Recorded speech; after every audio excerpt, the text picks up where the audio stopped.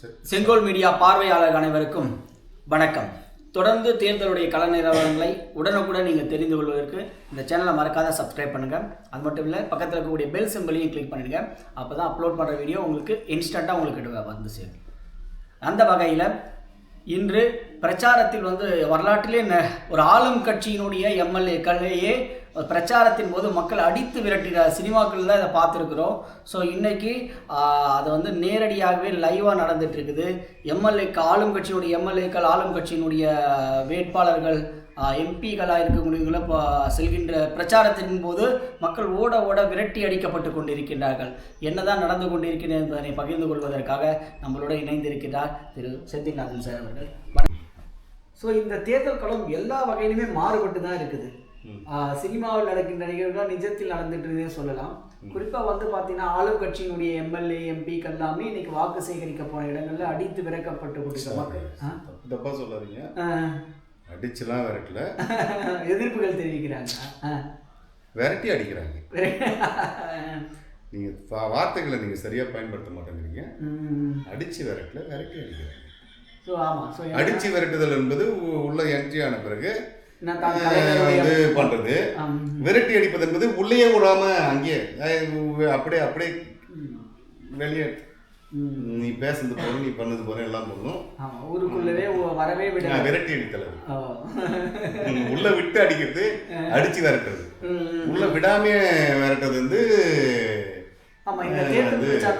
மக்கள் அந்த அளவுக்கு கொதித்து எழுதிட்டாங்க ஆளும் கட்சியில. இப்ப ஏன்னா கனிமொழி நீங்க வெவ்வேறு பேர்கள்ல துணைவி, மனைவி, கனைவி, இணைவி எல்லாம் வச்சிங்கல்ல. இப்ப நாங்க சொல்றோம்ல, அடிச்சு விரட்டுறீங்க, விரட்டி அடிச்சாங்க. ஏன் மக்களுக்குள்ள இவ்வளோ ஒரு கொதிப்பு? திடீர்னு கனிமொழி அவர்கள், வனிதா ராதாகிருஷ்ணன் போன்ற எம்எல்ஏக்கள் ஒன்னே ஒன்று கேட்குறேன். நிறைய விதவைகள் வந்துட்டாங்க. காரணம் என்னன்னா மதுக்கடைகள் அங்கே வந்த உடனே திமுக ரொம்ப ஜர்க்காகுது.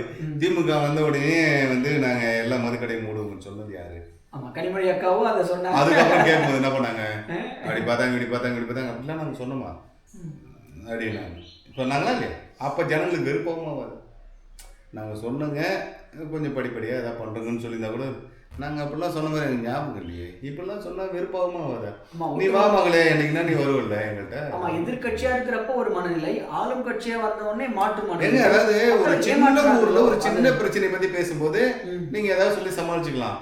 அளவு தமிழ்நாடு மொத்தமாக இருக்கிற மிகப்பெரிய ஒரு பிரச்சனையை பற்றி பேசும்போது நீங்கள் இப்படி சொன்னீங்கன்னா அது ஒரு ஊருக்காரனுக்கு பொருந்தாது, எல்லா ஊருக்காரங்களுக்கும் பொருந்தும். அப்போ எல்லா ஊருக்காரங்களும் வெயிட் பண்ணுவாங்க என்னைக்கு வருவீங்கன்னு. நம்ம அனிதா ராதாகிருஷ்ணன் அவரையும் அடித்து விரட்டு, அவர் அடித்து விரட்டல, விரட்டி அடிச்சாங்க. பிரச்சாரம் செய்யாம ஊருக்குள்ள வராம வெளியே அனுப்புறாங்க. உள்ளே விடல, மக்கள் இன்னைக்கு விரட்டி அடிக்கப்பட்டார்கள், விரட்டி அடிக்கப்பட்டார்கள், துரத்தி அடிக்கப்பட்டார்கள். அவங்க தரப்புல பாத்தீங்கன்னா நாங்களா அந்த போதைப் பொருட்கள்லாம் கொண்டு வந்தோம், அதிமுக தானே கொண்டு வந்தோம். நேற்று கூட நம்ம காபந்து முதலமைச்சர் சொன்னாரு, அவரும் சொன்னாரு, காபந்து முதலமைச்சர் சொன்னாரு நேற்று கூட, நாங்க கொண்டு வர்றோங்க, குட்காவை கொண்டு வந்தது நீங்கள் தான் அப்படின்னு. குட்கா என்பது புகையிலை,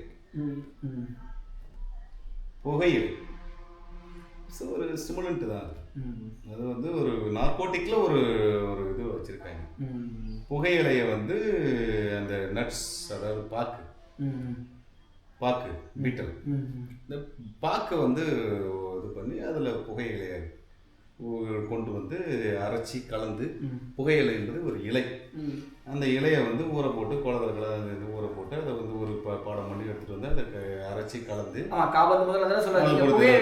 கஞ்சா விட்டுறோம் பெரிய தப்பான்னு சொல்ல வர்றாரா? அவர் கஞ்சா மட்டுமே விட்டாரு, மெத்து. ஆமா, ஸோ நடிகர்கள்லாம் கூட அதுக்கு அடிமையாயிட்டாங்கன்ற மாதிரி நம்ம செய்திகள்லாம் கூட பார்த்தோம். சொல்ல போறோம்னா ஏங்க, கஞ்சா செடி நம்ம எந்த ஹாஸ்பிட்டலில் வளருது? ஸ்டான்லி ஹாஸ்பிட்டலில். அது அரசாங்கத்தினுடைய சொந்தத்துக்கா இல்லை, அது தேவைக்கு. அந்த இதுக்கு போகும்போது ஒருத்தர்கிட்ட கேட்டேன் நான், எங்கள் வீட்டம்மா கொஞ்ச நாள் வேலை பார்த்தாங்க, அதுக்கு வரையறைகள் சட்ட வரையறைகளை பின்பற்றி தானே அவங்க. கல்லூராய் மலையில் ஒருத்தர் நான் கேட்டேன் ஒரு 20 வருஷம் முன்னாடி, என்னப்பா இங்கெல்லாம் இதுவா இங்கே கஞ்சாலாம் இருக்குதா அப்படின்னு அவன் சொன்னான். அதுக்கு ஒரு பதில், எங்கெங்க இந்த ரோடை போட்டு விட்டு பெரிய தலைவலியாக இருக்குது, எப்போ பார்த்தாலும் அதிகாரிகள் வந்து போகிறாங்க வராங்க. சரி திருந்திட்டாங்க போலன்னு நினச்சிக்கிட்டு 2 வீலர் எடுத்து ஒரு உதைக்கு போக சொன்னான். சார் வீட்டுக்கு மட்டும் திட்டமாக பயிர் வச்சுக்கிறேன் சார். வீட்டுக்கு மட்டும் திட்டமாக பயிர் வச்சுக்கிறானா, ஏதோ நெல் பயிர் வைக்கிற மாதிரி சொன்னான். அப்போ இது என்ன அந்த ஹாஸ்பிட்டலில் என்ன அவங்களுக்கு மட்டும் திட்டமாக பயிர் வச்சுக்கிட்டாங்களே கஞ்சாவை, அங்கே எப்படி கஞ்சா வச்சுக்கிறாங்க? அதுக்கு என்ன விசாரணை பண்ணுறீங்க? செடியோடு போட்டாங்களா என்ன, அங்கே நட்டாக போட்டாங்க என்ன, இலையெல்லாம் தூக்கி போய் இருந்தது, நல்லா ஃப்ரெஷ்ஷாக இருந்துச்சுல்ல. ஒரு ஹாஸ்பிட்டலுக்குள்ள ஸ்டான்லி ஹாஸ்பிட்டலில் எப்படி கஞ்சா செய்யலாம்? போதைப்பொருள் பரவாயில்ல, தடுக்க தவறியது தான் நம்ம சொல்லலாம் இல்லையா? வந்து தடுக்க தவறிட்டாங்க, கொண்டுட்டே வந்துட்டாங்களா? எனக்கு தெரிஞ்சு பல காலேஜுகளில் இருக்கக்கூடிய ஹாஸ்டலில் நிறைய ஃபீமேல் ஸ்டூடெண்ட்டு வந்து மெத்து யூஸ் பண்ணுறாங்க, கஞ்சா யூஸ் பண்ணுறாங்க, மெத்தடின் யூஸ் பண்ணுறாங்க. எனக்கு நல்லாவே தெரியும், யாராலையும் ஒன்றும் பண்ண முடியாது. காலேஜுக்கு பேர் சொன்னால் நாளைக்கு உங்களுக்கு எனக்கு தான் பிரச்சனை வரும். நிறைய காலேஜஸ் இருக்காங்க, நிறைய ஹாஸ்டல்ஸ்.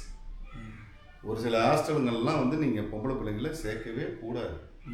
அங்கெல்லாம் சேர்த்திங்கன்னா வந்து இதுதான் நீங்கள் பெண்களுடைய மத்தியில், தாய்மார்கள் மத்தியில் மிகப்பெரிய ஒரு எழுச்சி ஏற்படுத்திட்டு வேட்பாளர்களையே அடித்து விரட்டுறதுக்கான சூழலை ஏற்படுத்திடுச்சோம். ஆமாங்க, நீங்கள் எவ்வளவு ஒரு வளரக்கூடிய வாழக்கூடிய ஒரு பெண்ணை வந்து நீங்கள் வந்து இதை மாதிரி கெடுத்து வச்சுருந்தீங்கன்னா அது எப்படி வந்து தன்னை காப்பாற்றிக்கும், தன்னை இந்த உலகத்தில் எப்படி காப்பாற்றிக்கும், எப்படி வளரும், எப்படி வாழும், எப்படி அதால் ரீச் பண்ண முடியும், தன்னுடைய கோலை எப்படி அச்சீவ் பண்ண முடியும்? நீங்கள் வந்து முட்டாள்தனமான கொள்கைகளை வச்சுக்கிட்டு, முட்டாள்தனமாக இதை வச்சுக்கிட்டு ஏதோ கிடைக்கிறது நமக்கு கிடைச்சா போதும்னு இப்படிலாம் பண்ண எப்படி? இது வந்து வாழ்க்கையில் வந்து எப்பவுமே ஒரு ஒரு நல்ல ஒரு வாழ்க்கையை உருவாக்கி கொடுக்காது ஒருத்தருக்கு. என்னதான் சார் இந்த போதை கலாச்சாரத்துக்கு தீர்வு? எப்படி தடுப்பது? எப்படி இளைய சமுதாயத்தை பாதுகாப்பது? ரெக்ரீஷனல் ஆக்டிவிட்டி ஒருத்தருக்குள்ள வந்து ஒரு நல்ல ஒரு எண்ணங்களை விதைக்கணும். நீதி போதனைன்னு ஒரு வகுப்புலாம் இருந்துச்சு அந்த காலத்தில். பல நீதி போதனைலாம் இல்லை. அதெல்லாம் வந்து ஒரு நல்ல விஷயங்களை கற்றுக் கொடுக்கும். நீங்கள் இளமையில் எதை வந்து பிரெயினுக்குள்ளே ஏற்றி வர்றீங்களோ அதுதான் அந்த எண்டு வரலும் நிற்கும். பேசிக் விஷயங்களை ஏற்படுத்தணும். கல்விகள் வந்து இப்போ கொடுக்கக்கூடிய கல்வி வந்து தவறான கல்விக் கொள்கை. தமிழகத்தில் இயங்கக்கூடிய கல்விக் கொள்கை தவறான கல்விக் கொள்கை. நல்ல விஷயங்களை நீங்கள் வந்து உள்ளே கொண்டு போய் சேர்க்கணும். நல்ல விஷயங்களை சேர்க்கணும்.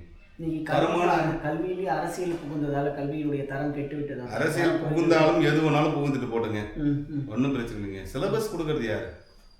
யூஜிசி சிலபஸ் கொடுக்கறது யாரு? நீங்கள் தானே சிலபஸ் கொடுக்குறீங்க. நல்ல விஷயங்கள் உங்களால் சிலபஸில் கொடுக்க முடியாதா? எம்ஜிஆர் பாட்டு பாடினார், ஆட்டம் ஆனார், போட்ட இதெல்லாம் தேவையா சிலபஸ்க்கு? கலைஞர் இதை பண்ணார், அதை பண்ணார், இதை பண்ண இதெல்லாம் தேவையா? சிலபஸ் என்ன கொடுக்கணும்? என்ன சிலபஸ் கொடுக்கணும்? ஒருத்தர் வந்து சுயமாக தன்னுடைய வளர்ச்சியை கொண்டு வரதுக்கும், தன்னுடைய வாழ்வாதாரத்துக்கு தேவையானதை தானே வச்சுக்கிறதுக்கும், படிப்பை மேம்படுத்துறதுக்கும், தன்னுடைய சுயமாக சிந்திக்கிறதுக்கு, எது ரைட்டு எது தப்புன்னு சொல்கிறதுக்கு அவனை ஒரு தலைவன் போக்கில் அவனை கொண்டு வரணும். முதல்வன் நீ முதல்வர் தான், மாணவர்கள் நீங்களும் முதல்வர் தான், நான் முதல்வன் இதெல்லாம் சொன்னால் மட்டும் நான் முதல்வன் ஆயிடுவானா? நான் முதல்வன் சொன்னவரே இங்கேருந்து இந்தியன் பட ஹீரோயினை இது வரலும் வேட்டின்னு போனாங்க, இப்போ ஆந்திரா வரலும் வேட்டின்னு போனாங்க. ஆந்திராவுக்கு போய் தப்பிச்சு அந்த அம்மா போச்சு, மனிஷா பேரால, எங்களுக்கு தெரியாத. அப்புறம் இவரை பார்த்து முதல்வன் ஆகிறவன் என்ன தெரியும்? நியூஸ் வாசிட்டு வெளியில் வந்த லேடியை கூட்டு போயிட்டு ஒரு வாரம் இங்கே நியூடாக வச்சுல தெரியுங்க. அதெல்லாம் ஏன் தேவையில்லாததெல்லாம் அதை பற்றியெல்லாம் நம்ம பேசினா நமக்கு தான் வந்து.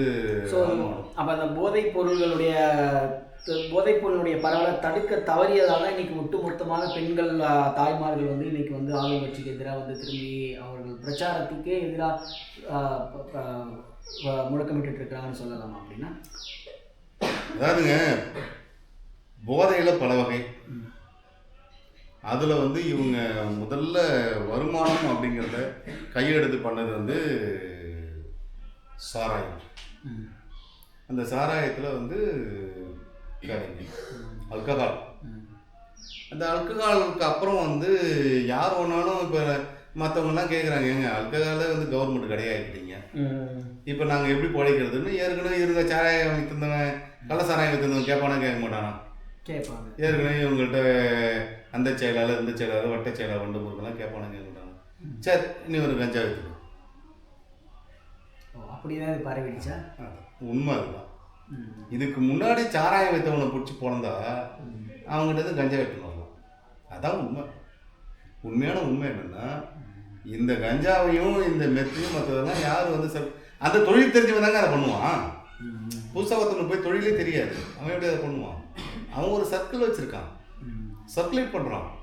அடுத்த அரசாங்கம் வரும்போது இதுக்கு முன்னாடி அவன்லாம் சாராயம் வைத்தவனா அவனை போய் கொத்தா பிடிச்சா அவன் கரெக்டாக அவங்ககிட்ட எடுத்துடலாம். கஞ்சா மெத்து ஒட்டு மொத்தமாக எல்லாத்தையும் டேப்லெட் இன்ஜெக்ஷன் அது மாதிரி எல்லாத்தையும் அவன் தான் சர்க்குலேட் பண்ணுறாங்க. அதை அழகாக எடுத்துடலாம். அவ்வளோதான். இதுதான் ஆக்சுவலாக. சரி, ஜாக்கிரதையாக இருந்துக்கோங்க. சரிங்க. இதில் எவனா 2 பையன் வந்து உங்களே தேட போகிறான், கட்டி கொடுத்துட்டானுங்க அப்படின்னு. தகவலுக்கு நன்றிங்கய்யா. நன்றி நன்றி நன்றி. போதைப் பொருளுடைய கலாச்சாரத்தை தடுக்க தவறியதால் தான் இன்று தாய்மார்கள் அனைவருமே ஆளும் கட்சிக்கு எதிராக, அவர்களுடைய வேட்பாளர்களுக்கு எதிராக இன்னைக்கு திரும்பி இருக்கிறார்கள் என்பதனை வந்து நம்மளிடத்தில் இதுவரைக்கும் பகிர்ந்திருக்கிறாரு. செந்தில்நாதன் சாருக்கும் இந்த நேரத்தில் நன்றி தெரிவிச்சுக்கிறோம். அது இல்லாமல் தொடர்ந்து பயணித்துவோம். தமிழகத்தினுடைய எதிர்காலம், தமிழக இளைஞர்களின் எதிர்காலம் வந்து போதையில்லாத ஒரு சமூகம் உருவாவதில் தான் இருக்கிறது என்பதனை உங்கள் அனைவருக்கும் இந்த நேரத்தில் தெரிவித்துக் கொண்டு நான் விடைபெறுகின்றேன். நன்றி. சப்ஸ்கிரைப் பண்ண சொல்லுங்கப்பா. மறக்காம இந்த சேனலை சப்ஸ்கிரைப் பண்ணுங்க. நாங்கள் ஃபேஸ்புக்ல போட்டு டெவலப் பண்ணுறோம். அது பக்கத்தில் இருக்கக்கூடிய பெல் சிம்லையும் மறக்காம கிளிக் பண்ணி. நன்றி, வணக்கம். நன்றி.